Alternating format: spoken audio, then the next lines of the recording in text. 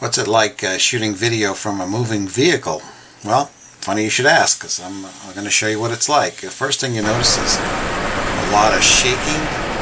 There's a lot of noise from the window, a lot of bumping up and down, not just shaking of the camera, but the car itself moves a lot. And you can see reflections on the dashboard. Here's a good example. On a good highway, I noticed that you can pretty much hold the camera steady. It's still distracting though to see rapid movement on the side and relatively no movement looking through the front window. And also you see the beams and the car window controls, that kind of thing, as you turn to the side. So a lot of things to overcome. Again, here's a high noise problem, and you can see the rear view mirror and the inside of the car every time you try to turn. It's also pretty dangerous, I might say, to film inside the car.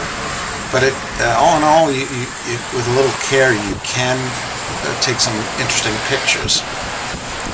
Here we see a lot of distractions from shooting on the bridge.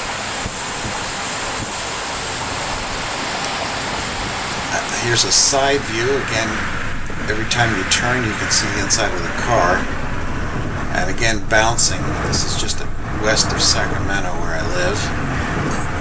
A lot of bouncing. It would help to have a Steadicam device of some kind. Again, looking through the front window, if you position the camera well, you can usually get a good shot. Here I've lowered the sound just so we can look at the photos instead. Again, side views, very confusing, kind of chaotic to look out the side. We'll look at the center again, and you see a big difference. When you shoot from the center, it's much more smooth and easier on the eye. Also get conversation from people in the back seat. Here's inside a taxi at night. A few other problems, lots of reflections. Taxi drivers a little bit hectic in their turns. But surprisingly, the nighttime video and the bouncing, not too bad of a distraction, so you can make video that way.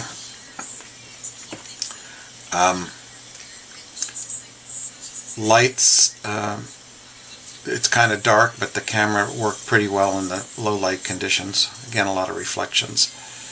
On a side view in a moving car, again, same kind of problems. Low light, lots of noise.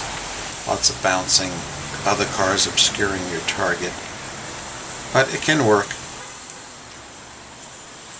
Here's another inside a taxi as we approach two ambulances. I like the night effect of the flashing lights. But all in all, you need a Steadicam.